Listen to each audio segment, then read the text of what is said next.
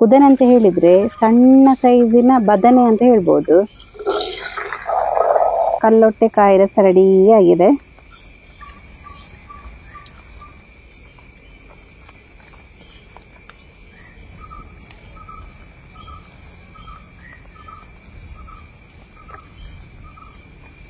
ನಮ್ಮ ಹಳ್ಳಿ ಕಡೆಯಲ್ಲೆಲ್ಲ ಕಾಡು ಕಾಯಿ ಅಂತಲೇ ಫೇಮಸ್ ಆದಂತಹ ಕಲ್ಲೊಟ್ಟೆ, ಅದರಿಂದ ನಾನಿವತ್ತು ಒಳ್ಳೆ ಕಾಯಿ ರಸ ಮಾಡಿ ತೋರಿಸ್ತೇನೆ. ಸ್ವಲ್ಪ ಕಹಿ ಕಹಿ ಇರ್ತದೆ, ಆದ್ರೂ ಕೂಡ ಹೆಲ್ತಿಗಂತೂ ಭಾರಿ ಒಳ್ಳೇದು. ಯಾವ ರೀತಿ ಅಂತ ಹೇಳಿ ನೋಡುವ ಅಲ್ಲ. ವಿಡಿಯೋ ಸ್ಟಾರ್ಟ್ ಮಾಡುವ. ನಾನು Asha Udupa Kateel. Welcome back to Karavali mirror. ನೋಡಿ, ಇದು ನಮ್ಮ ಒಂದು ಹಳ್ಳಿ ಕಡೆಯಲ್ಲಿ ಆಗುವಂತಹ ಒಂದು ಕುದನೆ ಅಂತ ಹೇಳ್ತೇವೆ.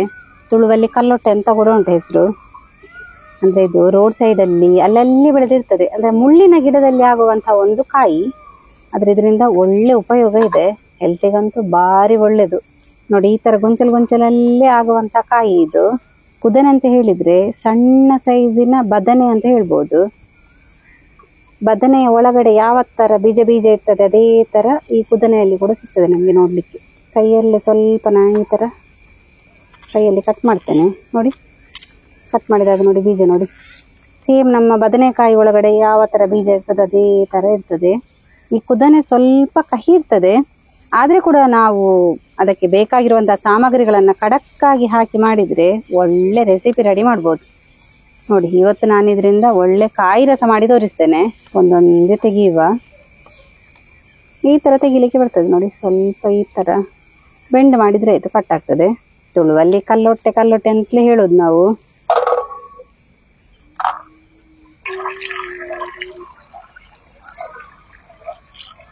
ನಾವು ಕಲ್ಲೊಟ್ಟೆ ಕಾಯಿ ರಸಕ್ಕೆ ಬೇಕಾಗಿ ಒಂದು ಮಸಾಲೆಯನ್ನು ರೆಡಿ ಮಾಡುವ. ಸಿಂಪಲ್ ಆದ ಮಸಾಲೆಗೆ ಬೇಕಾಗಿ ನಾನಿಲ್ಲೊಂದು 2 ರಿಂದ 3 ಸ್ಪೂನ್ ಆಗುವಷ್ಟು ತೆಂಗಿನ ಎಣ್ಣೆಯನ್ನು ಹಾಕ್ತಾ ಇದ್ದೇನೆ. 3/4 ಸ್ಪೂನ್ ಆಗುವಷ್ಟು ಮೆಂತೆ, ಹಾಗೇನೆ 1 ಸ್ಪೂನ್ ಆಗುವಷ್ಟು ಉದ್ದಿನ ಬೇಳೆ. ಇವೆರಡನ್ನ ಹಾಕಿ ಚೆನ್ನಾಗಿ ಫ್ರೈ ಮಾಡುವ. ಸ್ವಲ್ಪ ಕೆಂಪು ಕಲರಿಗೆ ತಿರುಗಲಿ. 2 ಸ್ಪೂನ್ ಕೊತ್ತಂಬರಿ, ಹಾಗೆ 2 ಸ್ಪೂನ್ ಕಡಲೆಬೇಳೆ. ನೋಡಿ, ಇಷ್ಟನ್ನು ಹಾಕಿ ಒಳ್ಳೆ ಫ್ರೈ ಮಾಡುವ. ಕಡಲೆಬೇಳೆ ಸ್ವಲ್ಪ ಕೆಂಪಾಗಬೇಕು.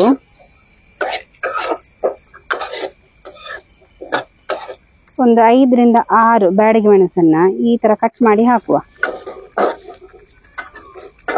ಚಿಟಿಕೆ ಇಂಗು, 1 ಎಸಳು ಕರಿಬೇವನ್ನು ಕೂಡ ಹಾಕೊಂಡೆ. ಒಳ್ಳೆ ಫ್ರೈ ಮಾಡುವ. ನೋಡಿ, ಇಷ್ಟಾದ್ರೆ ಸಾಕು. ಇದನ್ನ ಮಿಕ್ಸಿಯಲ್ಲಿ ಹಾಕಿ ಪೌಡರ್ ಮಾಡುವ. ಇದನ್ನೆಲ್ಲ ಮಿಕ್ಸಿಗೆ ಹಾಕೊಂಡು ಪೌಡರ್ ಮಾಡ್ಕೊಳ್ಳುವ. ನೋಡಿ, ಇಷ್ಟು ಸಣ್ಣಗೆ ಪೌಡರ್ ಆಯ್ತು.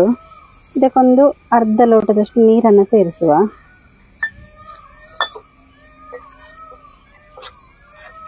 ಈ ತರ ಮಿಕ್ಸ್ ಮಾಡಿದ ಪೌಡರ್ ಅನ್ನು ನಾವು ಬಾಣಲೆಗೆ ಹಾಕಬೇಕು, ಇಲ್ದಿದ್ರೆ ಗಂಟು ಬೀಳ್ತದೆ. ಅಂದ್ರೆ ಆಲ್ರೆಡಿ ಕುದಿದಿರ್ತದೆ ನೋಡಿ ನೀರು. ಈ ತರ ಮಾಡೋದ್ರಿಂದ ಗಂಟೆಲ್ಲ ಏನು ಬೀಳುದಿಲ್ಲ. ನೋಡಿ, 1 ಸ್ಪೂನ್ ಆಗುವಷ್ಟು ತುಪ್ಪವನ್ನು ಹಾಕೊಂಡೆ. ತುಪ್ಪದಲ್ಲೇ ಕುದನೆಯನ್ನ ಬಾಡಿಸ್ಬೇಕು, ಅವಾಗ ಒಳ್ಳೆ ಪರಿಮಳ ಬರ್ತದೆ, ಟೇಸ್ಟ್ ಕೂಡ ಚೆನ್ನಾಗಿರ್ತದೆ. ಕುದನೆ ನಾವು ಚೆನ್ನಾಗಿ ತೊಳೆದಿಟ್ಟಿದ್ವಿ ನೋಡಿ, ಹಾಗಾಗಿ ಸ್ವಲ್ಪ ನೀರಿನ ಪಸೆ ಇತ್ತು ಅದರಲ್ಲಿ.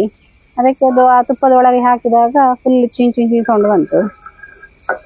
ಒಳ್ಳೆ ಬಾಡಿಸುವ.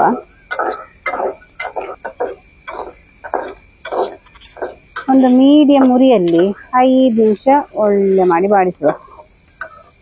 ಈ ಕಲ್ಲೊಟ್ಟೆದ್ದು ಮತ್ತೊಂದು ಸ್ಪೆಷಾಲಿಟಿ ಏನಂತ ಹೇಳಿದ್ರೆ, ಈ ನಮ್ಮ ಸುತ್ತಮುತ್ತಲಲ್ಲೆಲ್ಲ ಇದು ಬೆಳೀತದೆ. ಅಂದ್ರೆ ಇದು ಕಾಡು ಕಾಯಿ ಅಂತ ಹೇಳ್ಬೋದು. ಅಲ್ಲಲ್ಲಿ ನಿಮ್ಗೆ ನೋಡ್ಲಿಕ್ಕೆ ಸಿಗ್ಬೋದು, ಪರಿಚಯ ಇದ್ದವರಿಗೆ ಮಾತ್ರ ಗೊತ್ತಾಗ್ತದೆ ಬೇಗ.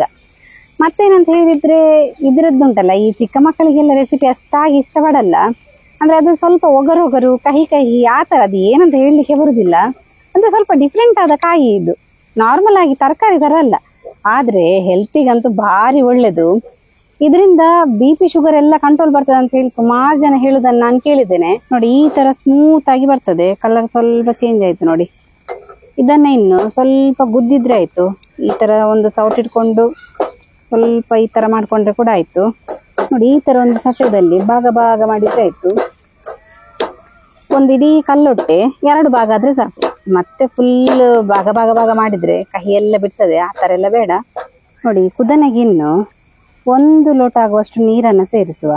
ನೋಡಿ, ಅದೇ ಬಾಣಲೆಗೆ ಇವಾಗ ನಾನು 1 ಲೋಟ ಆಗುವಷ್ಟು ನೀರನ್ನು ಸೇರಿಸಿದೆ. ಇನ್ನಿದಕ್ಕೆ ಒಂದು ನಿಂಬೆಹಣ್ಣು ಗಾತ್ರದಷ್ಟು ಬೆಲ್ಲ, ನೆಲ್ಲಿಕಾಯಿ ಗಾತ್ರದಷ್ಟು ಹುಣಸೆ ಹುಳಿಯನ್ನು ಕಿವುಚಿಟ್ಕೊಂಡಿದ್ದೆ ಅದರ ನೀರನ್ನು ಸೇರಿಸ್ತೇನೆ. ಅರ್ಧ ಚಮಚ ಅರಶಿನ, ರುಚಿಗೆ ತಕ್ಕಷ್ಟು ಉಪ್ಪು. ಒಳ್ಳೆ ಮಿಕ್ಸ್ ಮಾಡುವ.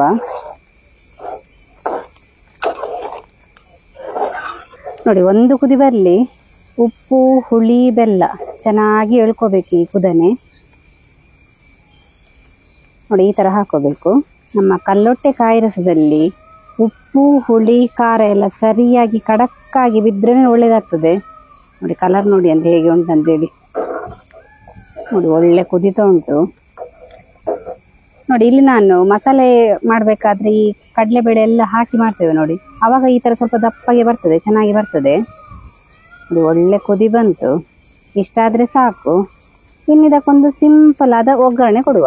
1 ಸ್ಪೂನ್ ಆಗುವಷ್ಟು ತೆಂಗಿನೆಣ್ಣೆ, ಹಾಗೇನೊಂದು ಅರ್ಧ ಸ್ಪೂನ್ ಸಾಸಿವೆ, ಕರಿಬೇವು ಹಾಕೋತೇನೆ.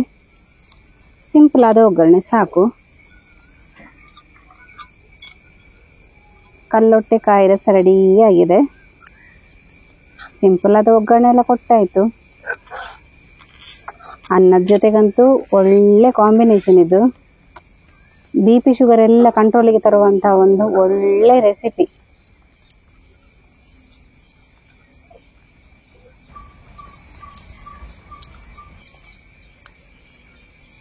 ನೋಡಿದ್ರಲ್ಲ ಫ್ರೆಂಡ್ಸ್, ನಮ್ಮ BP ಶುಗರ್ ಎಂಥದೇ ಸಮಸ್ಯೆ ಇದ್ರೂ ಕೂಡ ಕಂಟ್ರೋಲ್ ಮಾಡುವಂತಹ ಒಂದು ಒಳ್ಳೆ ಕಲ್ಲೊಟ್ಟೆ. ಅದರಿಂದ ನಾನಿವತ್ತು ಕಾಯಿ ರಸ ಮಾಡಿದೆ. ತುಂಬಾ ಚೆನ್ನಾಗಿ ಬಂದಿದೆ. ನಿಮಗೆ ಕೂಡ ಕಾಣ್ತಾ ಇರ್ಬೋದು. ನೀವು ಕೂಡ ಈ ವಿಡಿಯೋ ಇಷ್ಟ ಆದರೆ ನಿಮ್ಮ ಫ್ರೆಂಡ್ಸಿಗೆ, ರಿಲೇಟಿವ್ಸ್ಗೆಲ್ಲ ಹೆಚ್ಚು ಶೇರ್ ಮಾಡಿ.